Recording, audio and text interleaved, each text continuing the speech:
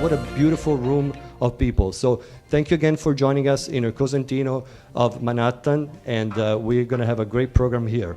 So who are here on stage with me? Do we need to introduce fashion icon Cindy Crawford? No, but let's give her applause. And super cool dress guy that's going to make us all look bad here. It's Whitney Robinson, who is actually the new editor-in-chief for Elle Decor. Wonderful publications. You're also a top. He's a top in this industry.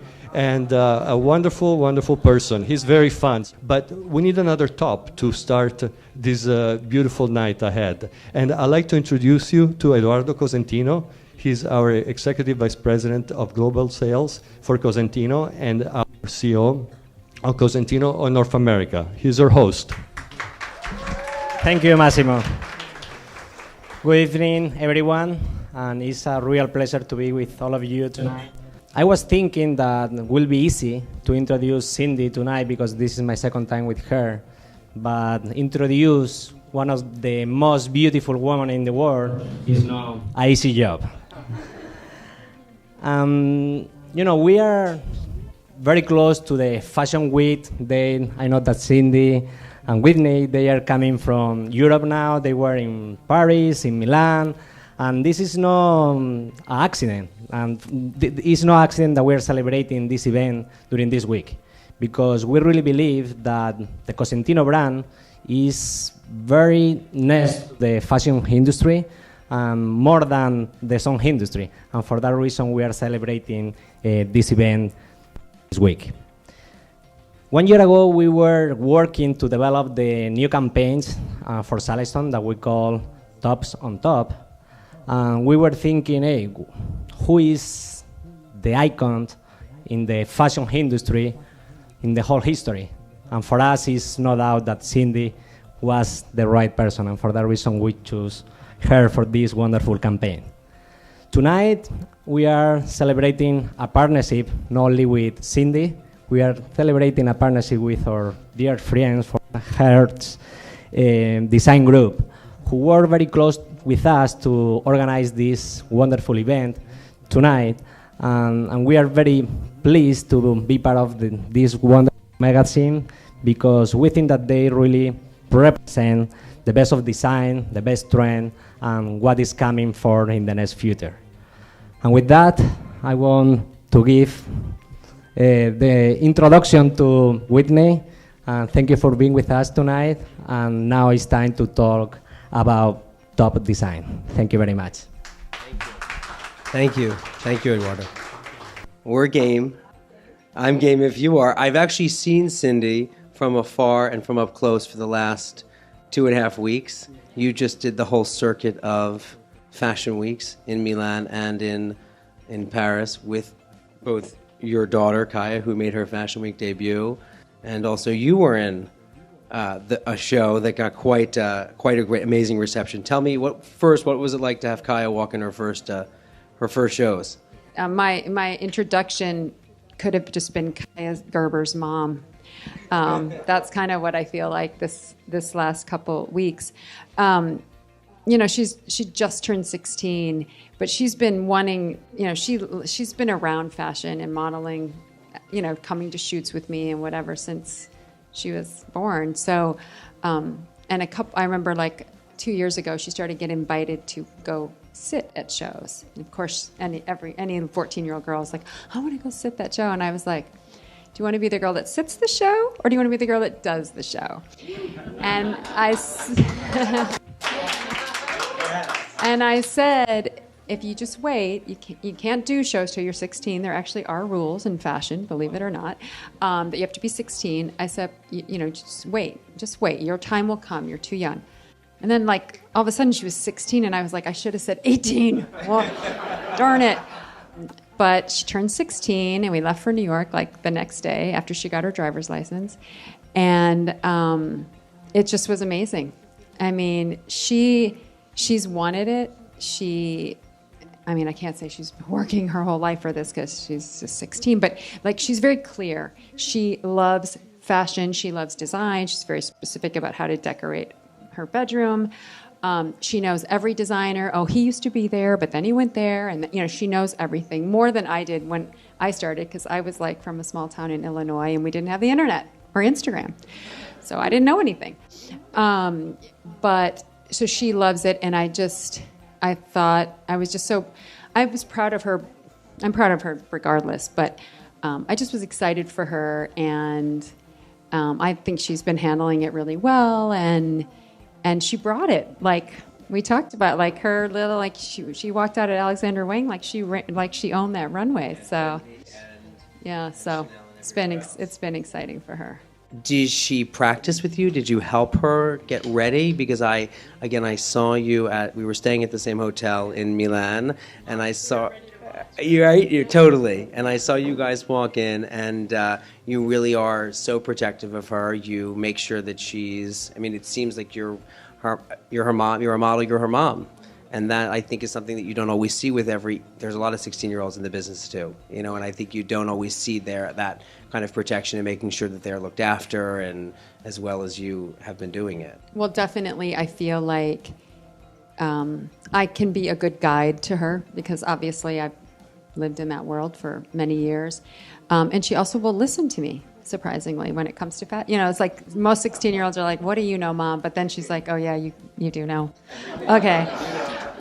So she will listen to me. It's the only advice I gave her about walking. I mean, she used to like to play, she used to play photo shoots when she was little, and she'd practice in my heels and whatever. The only thing I told her is, because I feel like what's been missing on the runway is like a lot of designers like the girls just to walk out and they literally, they're blank. There's no personality. The walk is like very robotic. I think people want to see like a girl, like a real person, and you just act like you have on the best dress, and wouldn't you want to wear this? So that's the way we walked.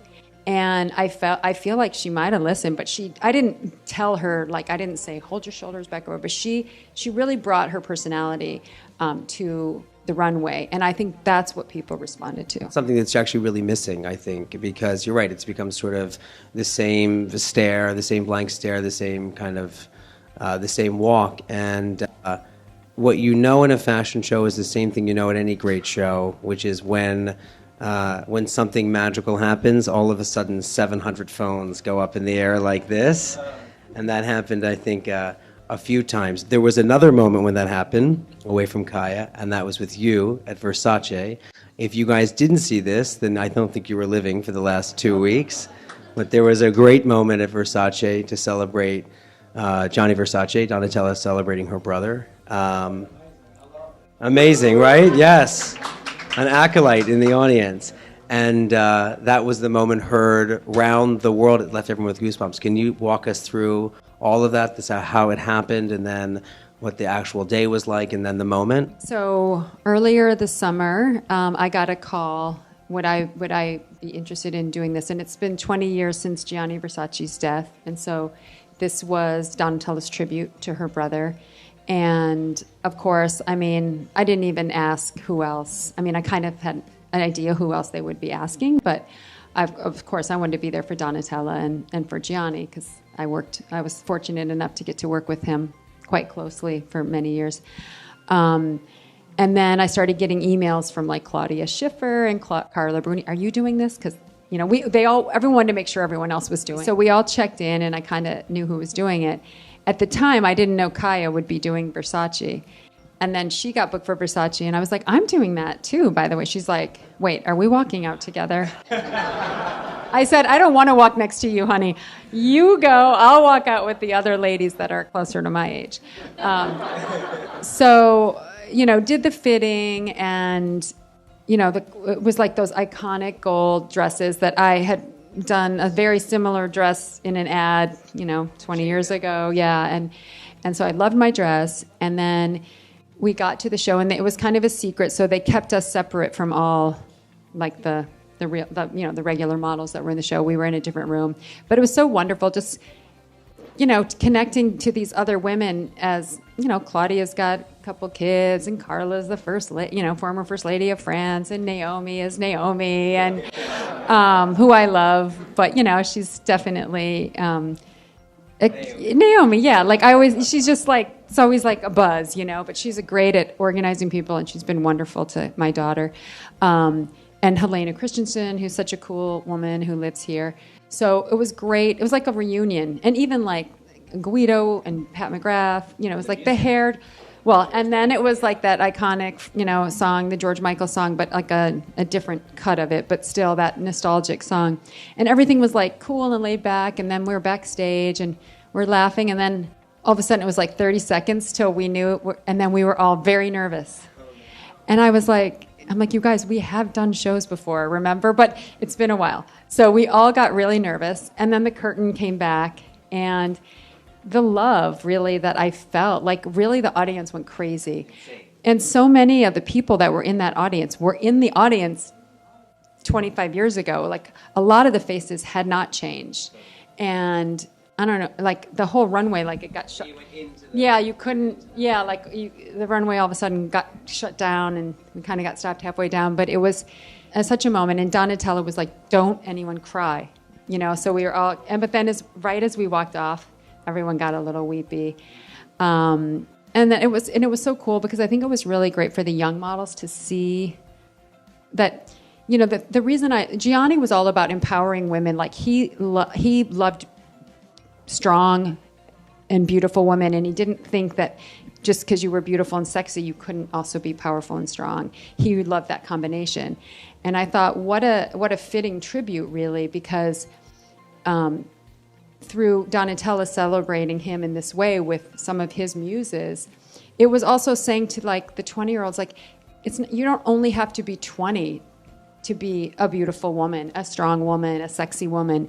And I thought Gianni would have really loved that. This may not be the transition that most people expect, but Donatella was actually also in charge of Versace's home campaigns back in the 90s. And so she worked on them with Richard Avedon and these sort of iconic home campaigns for their evocative line of bedding and tableware, and everything was all sort of at the behest of Donatella. Which brings me to the topic of Cindy is more than just, obviously, the most eloquent speaker, the most brilliant. And by the way, if you're not following her Instagram, she posts the best videos of House of Style, which is a show that should come back immediately, if not sooner. And you guys should all watch that immediately. But also, Donatella is interested in design, and so are you. So I had the great pleasure a couple of weeks ago of having the very, very handsome Randy Gerber in my office talking about design. And it is there's very few times in your career when you're sitting with someone who's in the public eye.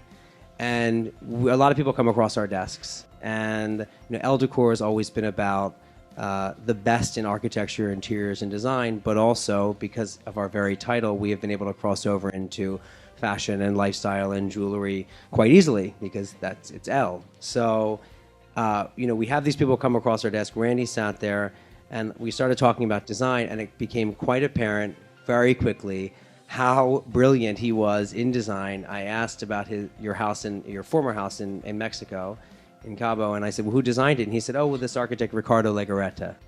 So if people don't know who Ricardo Legarreta is, it's like saying Frank Gehry of Mexico. He was the most illustrious, the most famous, the most prolific architect in Mexico for the 90 years he was alive, and I think he designed your house at 89. So that's something, when he was 89. So that's a passion that the two of you share, and that is actually real. So I'd love you to talk a little bit about that crossover between your career in fashion, but also your passion for design. There's a lot there because, but I think the thing that I just want to start with is saying is and it took me a while to really understand this myself. Style is style.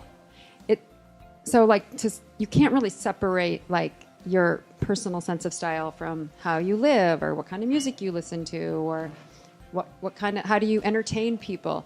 And I think that that's one of the great things that comes as we get older, you become more comfortable and more knowledgeable and more confident in your style, whatever that is.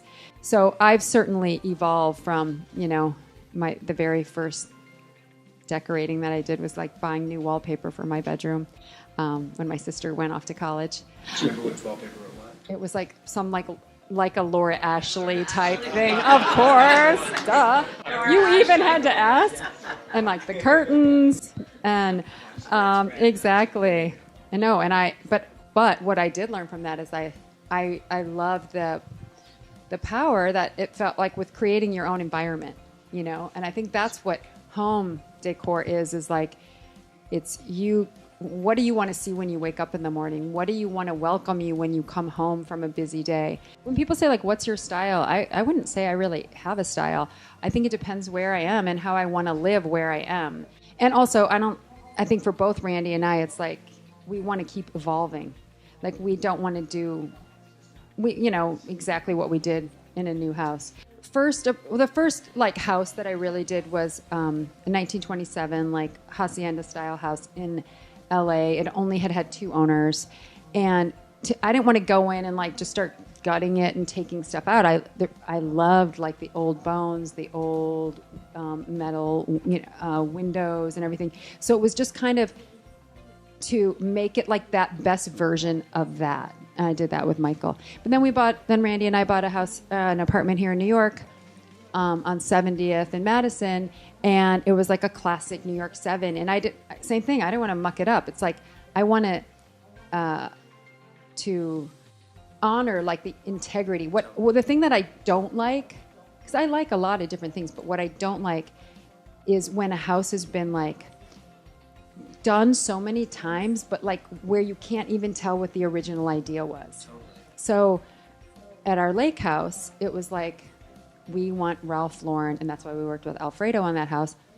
Because it's like, to me, like those pictures you see in a Ralph, like we wanted everywhere you look to feel like you're in a Ralph Lauren ad. Whereas our house in Malibu, our idea there was we want to feel like we're on vacation even when we're home. So it was like we kept calling, the name of the project was I'm on Malibu. Like that was the inspiration. Gerber. Yeah. But that house we recently just renovated. I mean, just did we've been in it 12 years, and your life changes, and kids and dogs. Some of the fabrics were really suffering. So then we just kind of lightened it up too, just because, again, I liked, we want to keep moving forward. Well, I think what I've always seen in your designs and what you have is really vernacular architecture, that a Malibu house looks like a Malibu house, that a New York apartment looks like a New York apartment, that an Ontario lake house looks like that. And that's really something that appeals to me as well. But it's funny because our friends say that when you come in, they're like, even our house in Cabo that was, Ligaretta, they're like, it still feels like you guys more than it feels like you. It's not like it's such a literal version of whatever that is, that it loses our fingerprints. Your new campaign with Solistone is with the Eternal series, but it's all about sort of timeless beauty and design. I'm wondering, do you have a favorite color from the collection? A little rapid fire here. Yes. What was surprising for me was how much I liked, because I right now we have a white kitchen in our main house, Malibu house, and the Marquina. I was like, it feels great. I know. It's really pretty, and it's like that one statement piece. Like you can have like everything else on, like that's, and then to have like, this is a wow. Yeah, totally. I think you've got. Oh, thank you. Got a statement like that means a lot. It means my whole life just got made just now. Thank you. So I actually, ever since I saw this, I'm like, and I actually showed it to Randy. I was like, we got to figure out a cool way to use. I've never used this dark of the stone before, totally. And I think it looks really beautiful, and the stone, and it feels great, and it's also super durable, and those are the things I care about, because I'm like, if you can't put a lemon on it, don't put it in my house, please. Seriously. I did have that once, and then it doesn't look good. It's like you have this new house, and then all of a sudden you're like, oh, please don't put that lemon down there. No, it looks good a year from now, Yeah, and then 10 years from now, which I think is important. Thank you so much. Thank you, everyone. This was great.